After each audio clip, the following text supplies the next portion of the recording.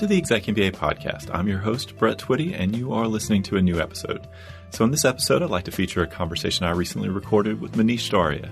Manish is an employee of the Graduate Management Admission Council, and he is their lead for the Executive Assessment, or EA. The Executive Assessment is a 40-question, 90-minute test.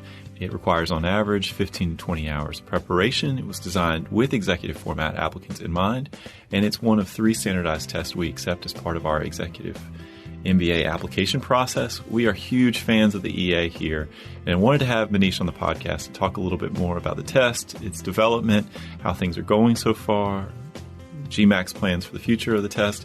One of the exciting notes you'll hear him reference during our conversation is that the EA is now accepted by over 50 programs, which is amazing. So if you're interested in learning a little bit more about the executive assessment, highly recommend this conversation. I think you're going to enjoy it. So without further ado, here's my conversation with Manish Dharia of the Graduate Management Admission Council. Manish, welcome. Yeah, Brett, thanks for having me here today. I'm looking forward to the discussion. All right. So for those of our listeners who may be less familiar with the executive assessment, tell us just a little bit more about the test. The executive assessment, it's a fairly new test. It's a standardized admission test, but it's different from other alternatives that you may be more familiar with. It's very short. It's only 90 minutes, and it really offers candidates an opportunity to assess where they stand, how ready are they to go back to business school. We recognize that a lot of the folks going back to school to programs like Darden's Executive MBA program have been out of school for many, many years. And so let's look at this as an opportunity to sort of dust off some of that rust and kind of make sure you're prepared for that classroom. When I think about the population, working professionals thinking about doing an MBA while continuing to advance their career, I think about time, right? And so one of the, I think, interesting aspects of this test is the prep time, how that may differ from something like the GMAT or GRE. Do you want to share a little bit more about that? Yeah, and we can talk much more about the sort of the underlying design principles, but it was very clear that we had to design something that took into account the very sort of complicated and busy personal lives, professional lives of the candidates who would ultimately take the executive assessment. And so a big part of that is reducing the length of the test, as I mentioned, to 90 minutes, but also ensuring that these individuals aren't spending, half their days preparing for the assessment. And so we really wanted to create an experience that only required, 10, 20, maybe 30 hours for some, just enough to sort of get refamiliarized with the concepts. For some, maybe who haven't spent their careers in quant, maybe spend a little more time, dusting off some of those high school math skills. So that's really how we designed it, really in response to, supporting the population, the working professional population. And we think of it as a new test, right? It's been around for a few years at this point, but certainly a lot of planning and preparation and design and thoughtful, creativity went into creating the test. Yeah. So tell us a little bit more about that sort of behind-the-scenes look. I don't think it's something that applicants get a chance to hear too often. So we launched the executive assessment just under 3 years ago. Darden was one of the early adopters, but it was several years in the making prior to that. It was really in response to what executive MBA programs coming to the Graduate Management Admission Council and saying, look, GMAC, is there something you can do specifically for our market, for our candidates, for our needs? Executive MBA candidates tend to be, much more experienced, and they bring a lot to the table. So can you sort of tailor make something that's more appropriate than some of the other alternatives out there? So GMAC we did a lot of our own research, and we went out. Of course, we went out to the schools. We talked to admissions, EMBA admissions. We talked to EMBA faculty. We talked to career services. But we also went and talked to the candidates of the EMBA program. We talked to alumni of EMBA programs, and we talked to students. We got a lot of feedback and a lot of great insight into how we could potentially go down a slightly different path than what we've done in the past. And so really it bubbled up into really 4 big opportunity areas as we thought about how to design the executive assessment. It kind of breaks down into 4 buckets. So there's, how do we continue to make sure that we are providing a quality tool that candidates can be confident is really sort of going to help them understand where they stand, and make sure that they are dusting off the skills that they need to be successful. The other pieces are, how do we create a test that, as I said, is the right length, is the right amount of prep? So taking into account, again, the fact that the executive MBA candidates are, very busy, traveling, lots of appointments, busy families. So how do we get to the right length of the test and the right amount of prep? And then finally, how do we make it relevant? For executive candidates, at this point in your careers, you don't necessarily need to do geometry. So let's get rid of that. Let's get rid of geometry. Let's make it more appropriate in terms of content, in terms of difficulty. Give you all some credit for the 10, 15, 20 years of work experience you're bringing to the classroom. So that's really, we sort of put these design principles to work. So quality, a focus on readiness, a focus on relevance, and a focus on convenience and flexibility. So, yeah, but we were very excited to be the 7th school globally to accept the test. And from an admissions perspective, so prior to the executive assessment, it was really, okay, we could either not have a standardized test requirement or we could accept something like the GMAT or GRE. Both great tests, but when you think about the executive MBA population, they're time stressed, they're really busy personally, professionally, in 100-plus hours, which is really what you see for a GMAT or GRE in terms of prep time. That's really hard for an executive candidate to fit into his or her schedule. Yeah, and that's what we heard loud and clear. And honestly, getting back into the executive MBA program, you've spent a career doing a lot of the things you need to be doing to be successful in the classroom. There is, of course, some aspects of the classroom experience that maybe you haven't done throughout your career. So this is just a good opportunity to sort of check in very quickly, 90 minutes, make sure that you're ready for the classroom. You're making a big investment, right? Mm-hmm. This is an investment of, not just dollars, but time, right? You're giving up your weekends or, doing classwork throughout the week. So let's make sure that you're ready. Let's make sure that you're ready to succeed. Yeah, the other thing that's nice about having a standardized test with this population is, as you know, at least with our program, there's a pretty good spread in terms of years of work experience. We see people who have 5 or maybe 6 years of work experience, and we see people who have 30-plus years of work experience. So it's nice to have one common piece of information from application to application so that you can kind of establish some baseline. Obviously, everybody brings other things to the table beyond just a standardized test score. It's very much a holistic process, but it does give a sort of nice element of commonality when you're reviewing files and making admissions decisions. Yeah, absolutely. This is obviously just one little piece in the big puzzle that you all are putting together. Right. But it does give that consistent, objective measure across all the candidates to just a small starting point. The other thing that I think is nice, and we get the question sometimes from prospective students, like why even require standardized test at all? And so the last point sort of speaks to that. But the other thing I think is interesting when you think about it from the test taker standpoint. So first of all, you're going to have tests in our program. The adjustment of going back to school is probably one of the bigger learning curves for many students. You haven't had homework in a while. You haven't taken a test in a while. That's a shift. You're going to be taking classes that you may have not taken previously or perhaps maybe avoided previously. That happens sometimes. The other thing is the time component. So how are you going to make school fit within your schedule or vice versa? And so the 15 to 20 hours required to prepare for the executive assessment on average, really kind of starts to look like what you might spend on average per week in our program, prepping for class, reflecting after class, meeting with your learning team, doing reading. And so when you think about that, it becomes an interesting proxy to figure out how school might work and interface with your schedule. I think that's right. It is sort of, what we've heard from candidates is it really helps them get in the mindset, really helps them commit to the process, and really sort of tells them internally that, I'm going to do this, and this is my first class, the executive assessment.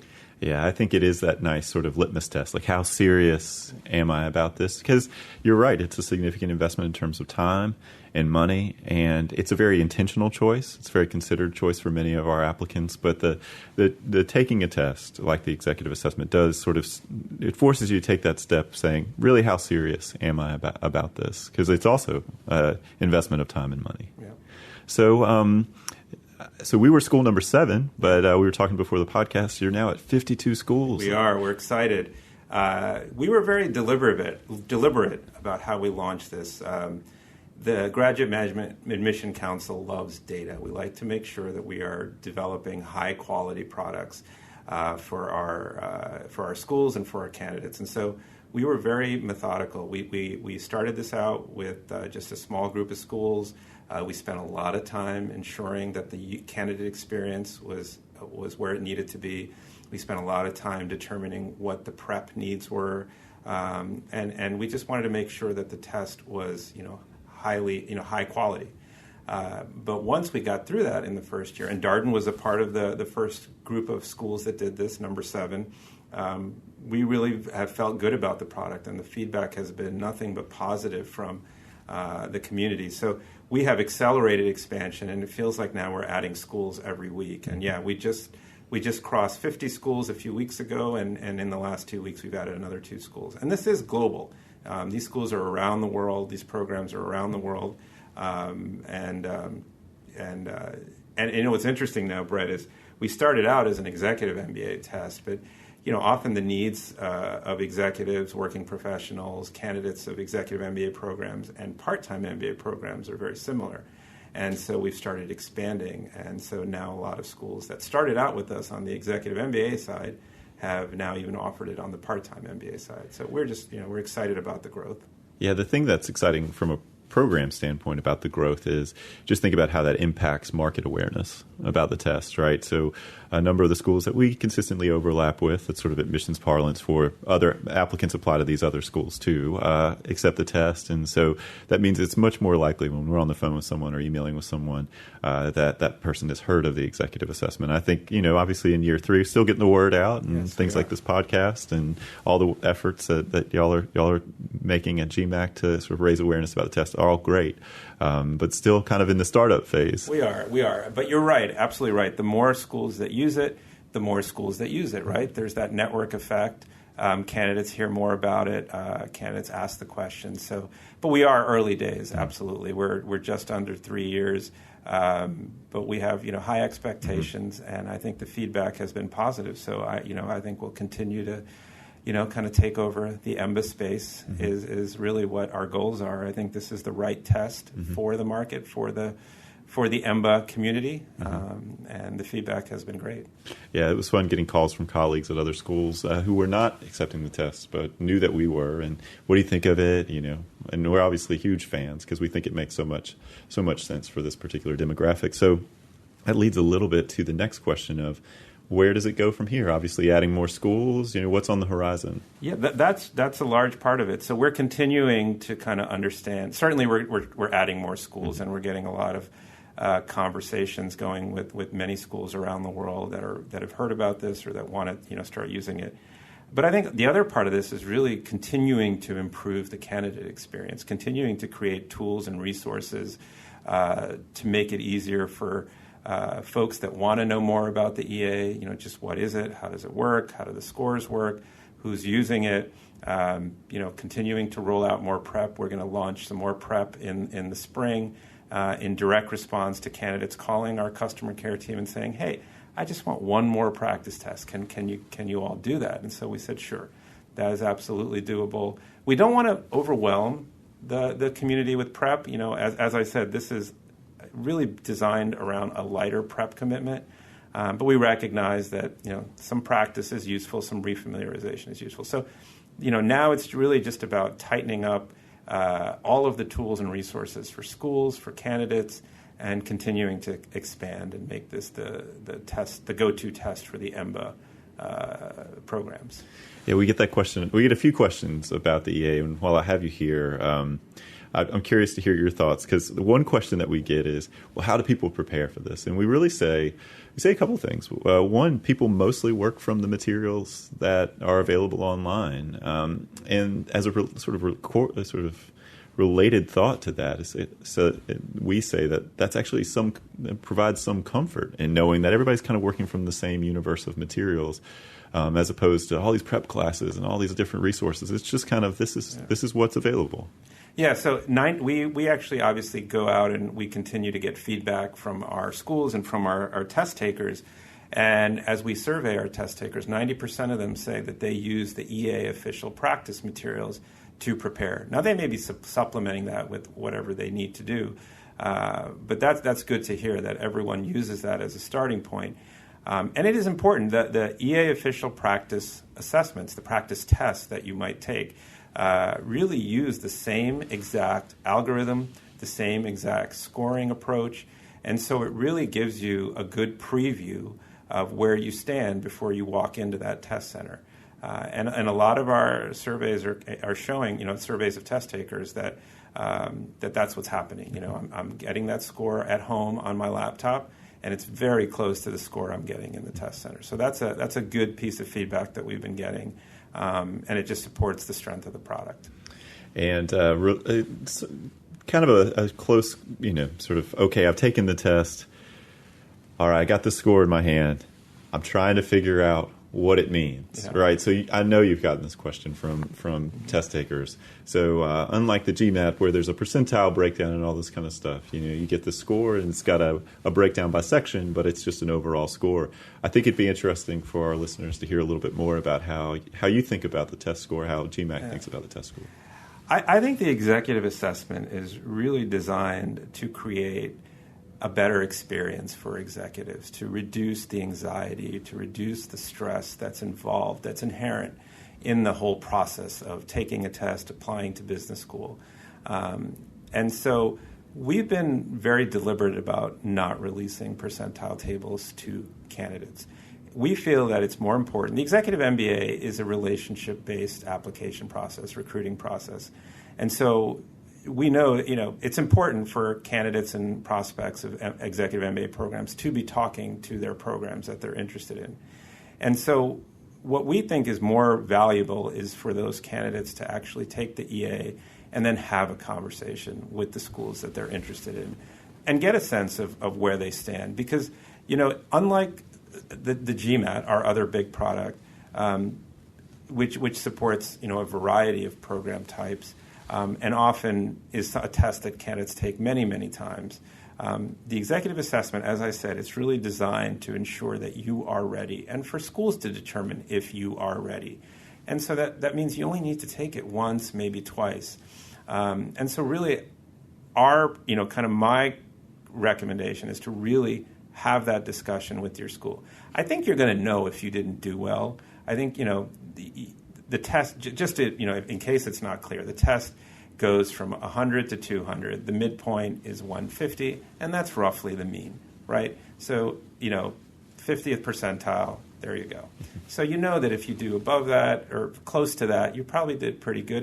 But it really depends on a school-by-school perspective, because every school has a different need that they're trying to satisfy by looking at that test data. Yeah, that's very true. And so we always try to help people contextualize it and say, well, we've gotten scores from the 140s to the 160s.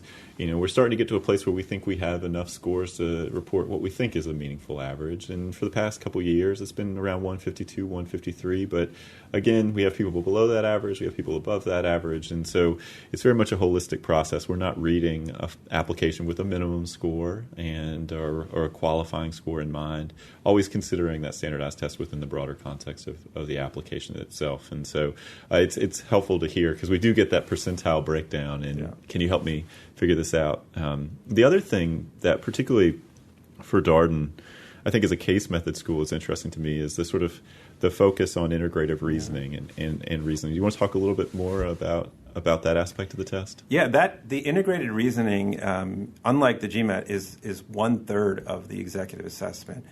So when we did our research and we talked to alumni and we talked to students and the classroom folks, the faculty, we really kept hearing about integrated reasoning feeling like the most relevant type of questioning.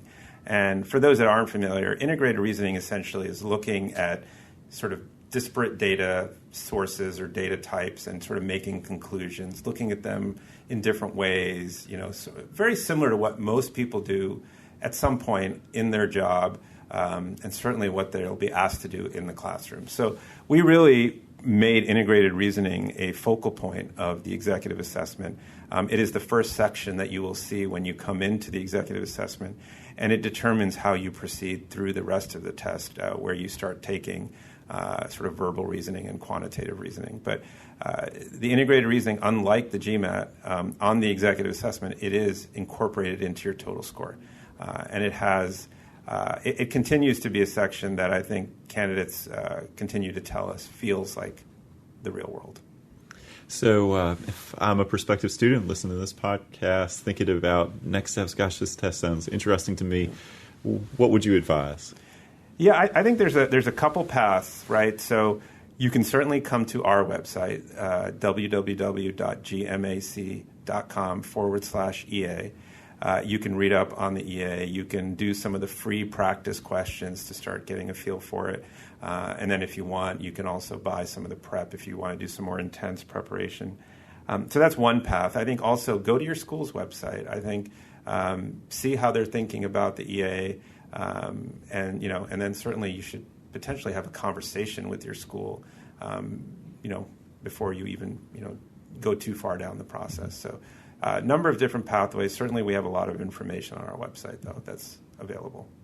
Well, Manish, thank you so much for being here today. It's great to talk with you a little bit more about the test. And, GMAC has been such a great partner in the rollout. So credit to you. As I mentioned, you've been on our blog. You wrote answered some questions we had about the EA in text form. So encourage all of you listening to check that out. In addition, Eric Chambers has been on one webinar. He's going to be on a webinar again in late January with us, talking more about the executive assessment, sort of breaking it down a little bit more granularly about how the test works and some next steps. And so it's been great to be part of this partnership. Very excited that you're now at 52 schools. Yeah. And I also want to mention that you guys do a great job with these working professional programs too. Darden and their peers, some of their peer schools sort of provide these opportunities for candidates of executive MBA and part-time programs to really, kind of get some good insight and feedback into the process. And GMAC has been appreciative to be a part of that and talk about our various programs. Yeah, I appreciate the plug. So for those of you who are wondering, gosh, will any of these events be happening soon? The answer is yes. So we're setting our spring calendar right now. I can say we'll be in Houston in February and D.C. and New York in March. So keep an eye on our events and receptions page for updates. The nice thing about these events is that you can come and connect with 6-7 schools. You can hear a presentation on the GMAT as well as the executive assessment and connect with GMAC professionals. So these are really convenient ways for you to learn about your options in the working professional MBA space, because the programs that participate certainly are, we have executive MBA programs like ours, but we also have part-time and more working professionals, and we have global programs, as you know, here at Darden. We have an executive MBA and a global executive MBA, and some of our peer institutions that participate in these programs have those as well. So with all that said, so there's many, many ways for you to continue to learn about the executive assessment. So Manish, thanks for being on the podcast. Yeah, thank you for having me here. Really enjoyed it. And that was my conversation with Manish Dharia of the Graduate Management Admission Council. Of course, as always, if you have any comments, suggestions, requests, any topics you'd like for us to cover here on the ExecMBA podcast, we're all ears. We can be reached at exec, that's EXEC, MBA @darden.virginia.edu. And until next time, thanks for listening.